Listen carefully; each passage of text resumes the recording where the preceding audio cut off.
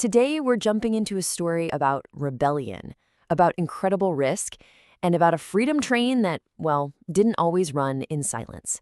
Sometimes it came in with thunder. So let me ask you something. What's the price of freedom?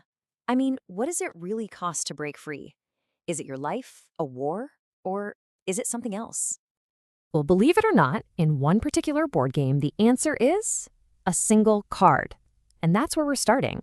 A modern game with a surprisingly deep take on that very question. So let's zoom in on this one unique piece, a card called Raid, and the wild story it tells. Okay, so in this game, the Raid card is a game changer. It's got three real historical figures on it: John Parker, Newton Knight, and John Brown. And get this, if you play it, you immediately start your journey to freedom. No waiting, no rolling dice, no roadblocks. Bam, you're on your way. But there's a catch. It comes with a cost. We're going to come back to that for sure. First, you've got to meet the men who inspired the card. All right, let's leave the board game for a second and dive into the real gritty history of these three guys. These were men who decided freedom just couldn't wait. First up, we have John Parker. And his story is just, well, it's pure nerve. You see, Parker's way of doing things was not quiet. After he managed to buy his own freedom, he didn't just stop there. Nope. He went back into slave territory, armed, and personally led people out. I mean, think about that. He wasn't just a guide on the Underground Railroad, he was a fighter. His iron foundry in Ohio, it was a safe house, sure, but it was also basically his mission headquarters. And this just says it all, right? He faced down a slave catcher with a pistol in his hand and still got the family to freedom before the sun came up. That was his style. Direct, incredibly dangerous, and yeah, really, really effective. Okay, next up is Newton Knight. And this guy, he fought the system from the inside. So, Knight was a white farmer from Mississippi who basically told the Confederacy, nope, not for me. He and his allies, and this is key, both black and white allies, carved out their own little territory called the Free State of Jones. They weren't just hiding out, they were actively raiding Confederate supply lines and creating a safe zone right in the swamps for anyone seeking freedom. I mean, you have to stop and think about how wild this was for the time. This is deep in the South during the Civil War, and Knight is building an interracial community decades before anyone was even talking about Reconstruction. It was a living, breathing act of rebellion. And last but not least, we've got a name you probably heard before: John Brown. For Brown, slavery wasn't something you could just reform.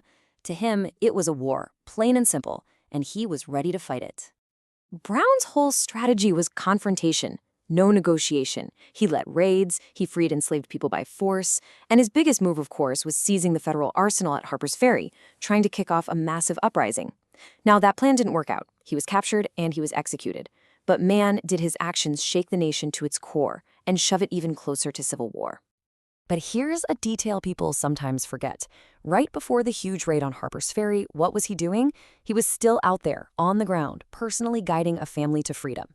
It was his last mission on the Underground Railroad, and it really connects his big, sweeping plans back to the very personal, very dangerous work of freeing one person at a time. Okay, so remember that cost we talked about from the board game? Let's circle back to that. Because for these three men, the consequences, they weren't just a game mechanic. They were real, and they were immense. So, in the game, playing the card has a downside.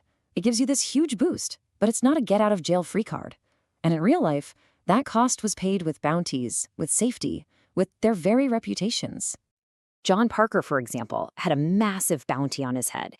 He was a wanted man. He even had to destroy his own records, all the names of the people he'd saved, just to keep them safe. And for all three of these guys, their actions were so intense, so controversial, that they started a firestorm of a debate that you could argue is still going on today.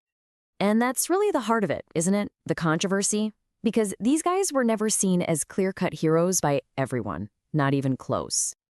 Let's just take John Brown. To abolitionists, he was a martyr, a saint who gave his life for freedom. But to slaveholders, he was a terrorist, plain and simple. Two completely opposite views. There was zero middle ground. And it was the same for Newton Knight, a hero to his followers, but a traitor to his state and his former neighbors. Maybe the worst kind of traitor in their eyes, one of their own. Which brings us all the way back to the game and a really interesting question. If these guys were so important, so effective, why isn't this the best card in the game? Why is it just a raid card and not, say, a wild card? Well, the answer is baked right into the rules of the game. It's this idea called heritage dignitas.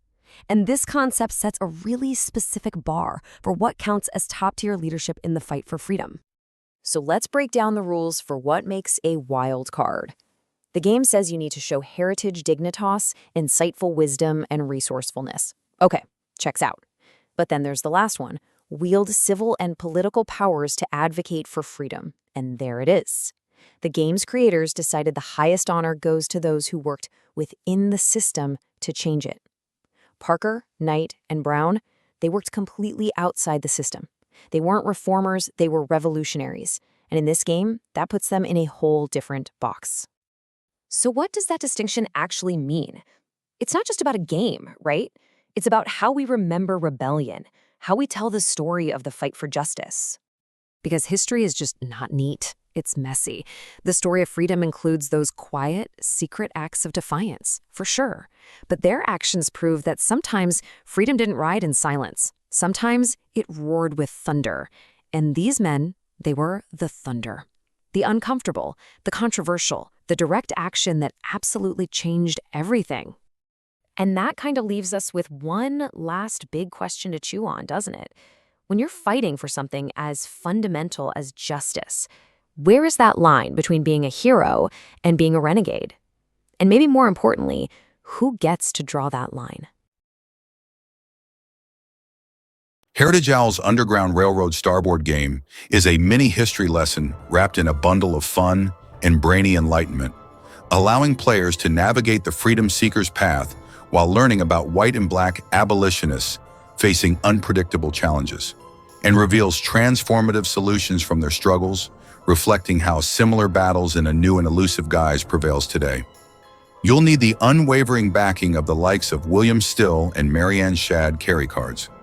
Additionally, the unwavering courage embodied by the likes of Charles Sumner and Elijah Parrish Lovejoy will serve you well.